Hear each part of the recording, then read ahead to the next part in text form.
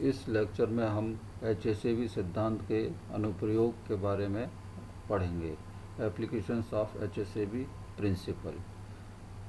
तो इसमें बहुत सारे अनुप्रयोग हैं जिनमें HACB प्रिंसिपल का इस्तेमाल होता है और HACB प्रिंसिपल को समझा जा सकता है कि ऐसा पहला अनुप्रयोग है यौगिकों के बनने की संभावना, possibility of formation of compounds.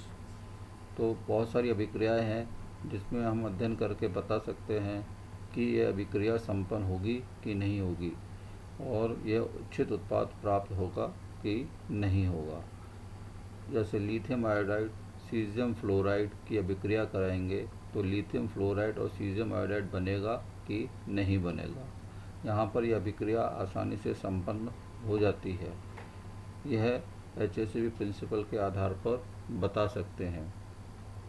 Lithium iodide में लिथियम कठोर अम्ल की भांति और आयोडाइड आयन मृदु क्षार की भांति कार्य करता है। सीजियम फ्लोराइड में सीजियम मृदु अम्ल और फ्लोराइड कठोर क्षार की भांति कार्य करता है, इसलिए यह बंधन उतना मजबूत नहीं होता है। HACB सिद्धांत के आधार पर यह हम बता सकते हैं। और जो बनने वाला है लिथियम फ्लोराइड, उसमें लिथियम कठोर अम्ल फ्लोराइड कठोर क्षार है और की भांति कार्य कर रहा है। सीजियम आयोडाइड में सीजियम मृदु अम्ल और आयोडाइड भी मृदु क्षार की भांति कार्य कर रहा है, इसलिए ये कठोर अम्ल क्षार मृदु अम्ल क्षार अधिक स्थायी बंधन होने के कारण यह विक्रिया आसानी से संपन्न हो जाती है।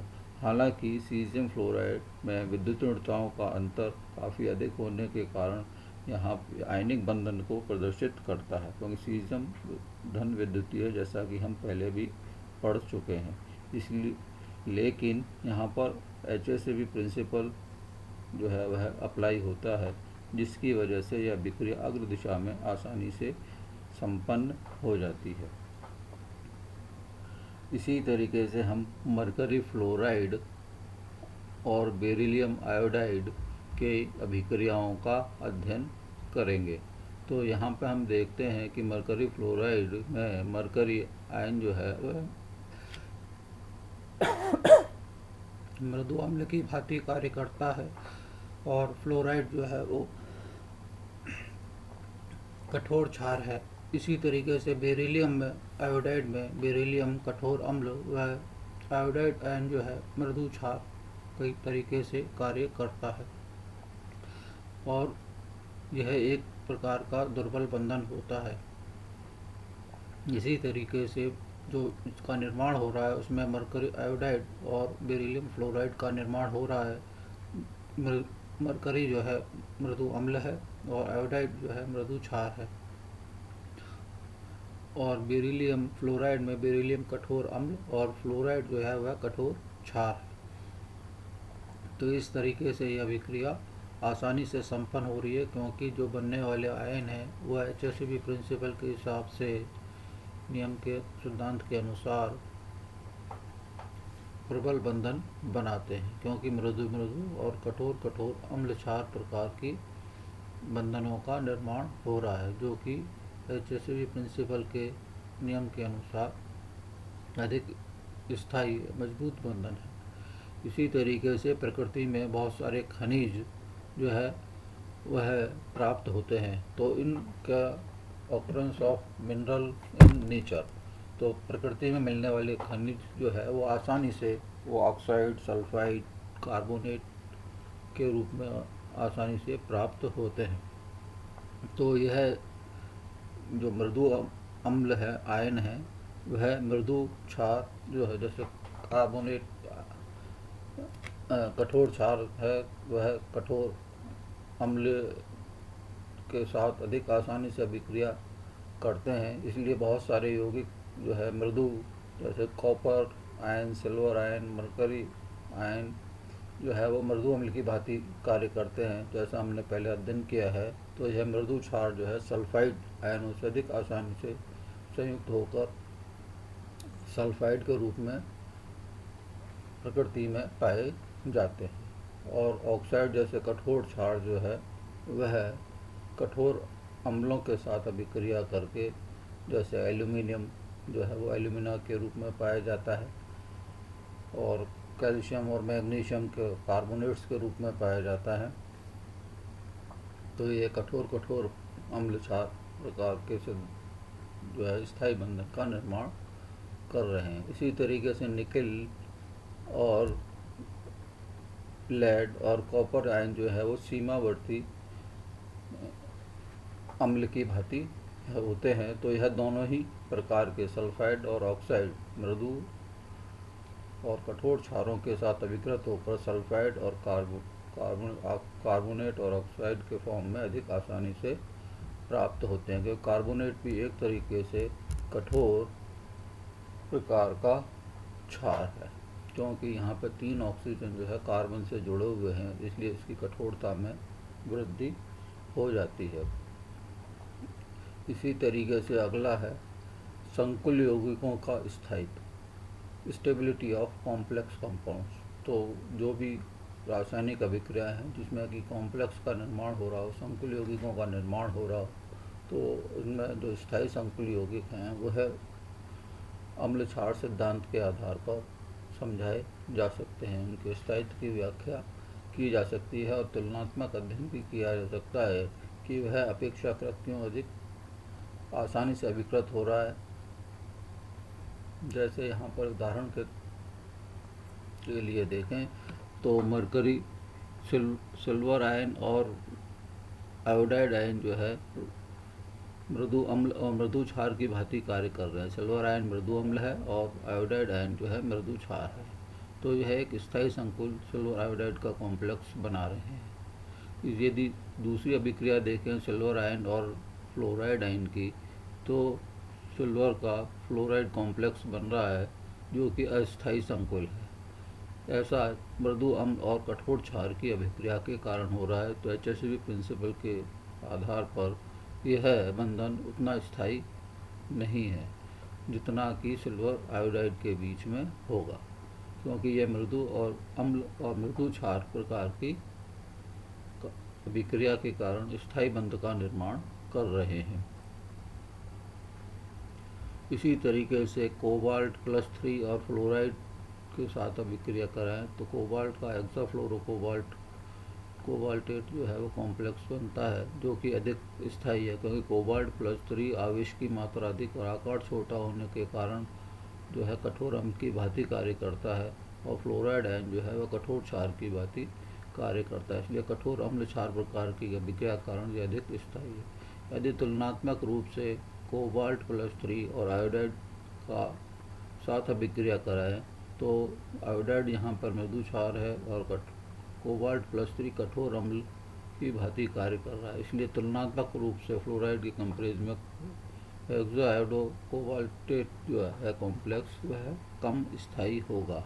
इसी तरीके से यदि हम कैडमियम और अमोनिया या कैडमियम और साइनाइड आयन की अभिक्रिया को तुलना करें तो कैडमियम आयन जो है वह अमोनिया के साथ उतना स्थायी कॉम्प्लेक्स नहीं बनाएगा जितना ये साइनाइड के साथ कॉम्प्लेक्स बनाता है।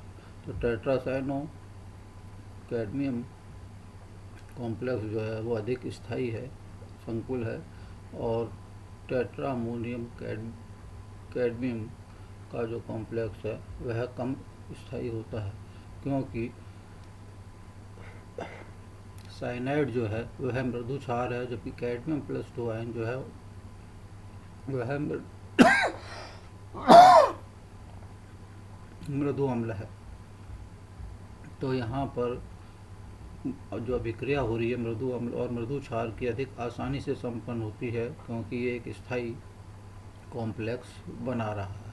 क्योंकि साइनाइड का आकार जो है काफ़ी बड़ा है और अमोनिया में हाइड्रोजन जो जुड़ा हुआ है नाइट्रोजन के साथ, नाइट्रोजन खुद एक तरीके से कठोर क्षार की भांति कार्य करता है, और हाइड्रोजन जुड़ने के कारण और ये अधिक कठोरता इसमें आ जाती है, इसलिए ये और अधिक कठोर क्षार हो जाता है। जबकि यहाँ पे नाइट्रोजन है साइनो समूह में, लेकिन कार्बन और साइनाइड मिलकर जो है सहसंयोजी प्रकार का हो जाता है और इसके में मृदा में वृद्धि हो जाती है और ये आकार बड़ा होने के कारण ये एक मृदु क्षार की भांति कार्य करता है। इसी तरीके से अगला अनुप्रयोग है हैलोजन अम्लों का आपेक्षिक सामर्थ्य, relative strength of halogen acids. तो हैलोजन एसिड्स वह हैं जो कि हैलोजन्स के साथ बनते हैं, HF, HCl, HBr, HI, ये हैलोजन एसिड्स कहलाए जाते हैं। यदि विद्युत ऋणताओं का देखें अंतर तो फ्लोराइड से लेकर आयोड तक विद्युत ऋणताओं में कमी आती है। तो और सबसे अधिक विद्युत ऋणी फ्लोराइड है, आकार भी इसका छोटा है इसलिए यह काफ़ी कठोर है, और आयोडाइड आयन इसका आकार काफ़ी बड़ा है और इसकी ध्रुवणताशीलता अधिक है इसलिए यह मृदु है। तो फ्लोराइड से लेके आयोडाइड तक जो है कठोरता से मृदुता की ओर जाते हैं, यानी ये कह सकते हैं कि ये मृदुता में वृद्धि हो रही है, कठोर से मृदुता की ओर ये जाएंगे। और यदि इनके हाइड्रोजन के साथ यानी हैलोजन अम्ल के साथ इनकी अम्ल सामर्थ्य देखें तो HI सबसे अधिक अम्ल सामर्थ्य प्रदर्शित करेगा, क्योंकि हाइड्रोजन जो है H+ आयन जो है वह कठोर अम्ल की भांति कार्य करता है, और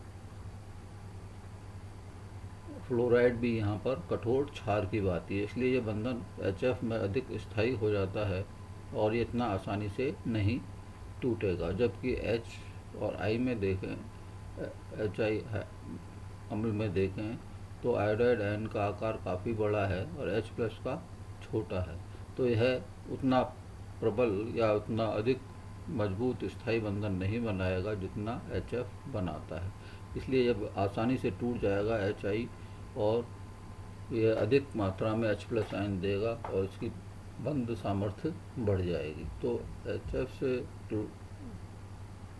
HCl में अधिक बंध सामर्थ्य होगी, HCl की तुलना में HBr की अधिक बंध सामर्थ्य होगी और HI की सबसे अधिक होगी, क्योंकि इनके आकार में लगातार वृद्धि हो रही है जिससे, और हाइड्रोजन समान है, कठोर है, तो ये इसका पोलराइजेशन जो है, ध्रुवणशीलता है, वह इसमें वृद्धि हो जाएगी, जबकि ध्रुवणता में इसकी कमी आ रही है, आकार में वृद्धि हो रही है। तो यह कठोरता से मृदुता की ओर जा रहे हैं और बंधन का स्थायित्व जो है वह कमज़ोर हो रहा है, कम स्थायी बंधनों का निर्माण हो रहा है, इसलिए उसकी जो कम आसानी से टूट जाएगा बंधन, तो वह अधिक अम्लता को प्रदर्शित करेगा। अधिक मात्रा में H+ आयन देने से कारण उसकी सामर्थ्यता में वृद्धि हो जाएगी। अब है धातु उत्प्रेरकों का विषाक्तन, पॉइजनिंग ऑफ मेटल कैटलिस्ट। ये बहुत ही इम्पोर्टेंट है। जैसा कि हम जानते हैं कि बहुत सारी अभिक्रियाएं हैं वह धातु उत्प्रेरकों की उपस्थिति में अधिक आसानी से जल्दी संपन्न हो जाती है। तो यह अभिक्रियाएं जो कि विशेष प्रकार के मेटल की उपस्थिति में होती है उन्हें हम उत्प्रेरक कहते हैं, जैसे पैलेडियम और प्लेटिनम, जिंक आदि जो है वह अच्छे उत्प्रेरकों का कार्य करते हैं। तो उत्प्रेरकों की खासियत होती है कि उनमें विशेष प्रकार की एक्टिव साइट्स होती हैं, सक्रिय स्थान होते हैं जिनके ऊपर सबस्ट्रेट जो है, जो क्रियाकारी पदार्थ है, उसके अणु उसके साथ जुड़कर अधिक आसानी से उसकी क्रियाशीलता को ये बढ़ा देते हैं। तो कैटलिस्ट में जब ऐसे की उपस्थिति में अभिक्रिया कराई जाए, यहाँ पर कार्बन मोनोऑक्साइड, ओलेफिन्स हो या और दूसरी गैसेज हो, तो यह अभिक्रिया जो कुछ आसानी से उन एक्टिव साइट्स के ऊपर जुड़ जाती हैं, जिससे जो ओरिजिनल सबस्ट्रेट है जिससे हमें अभिक्रिया संपन्न करवानी है, जिसकी क्रियाशीलता में हमें वृद्धि करनी है, उसकी पर वह आक्रमण उन साइट्स के ऊपर आक्रमण नहीं कर पाते और यह अधिक आसानी से जो कार्बन मोनोऑक्साइड, ओलेफिन्स आदि अधिक आसानी से अभिक्रिया उन एक्टिव साइट्स के ऊपर कर लेते हैं, उनसे जुड़ जाते हैं। इसलिए उस कैटलिस्ट की जो प्रभावी क्षमता है कार्य करने की उत्प्रेरक के रूप में, वह उसमें काफ़ी कमी आ जाती है। ऐसा इसलिए है क्योंकि पैलेडियम और प्लेटिनम जो है आकार में बड़ा होने के कारण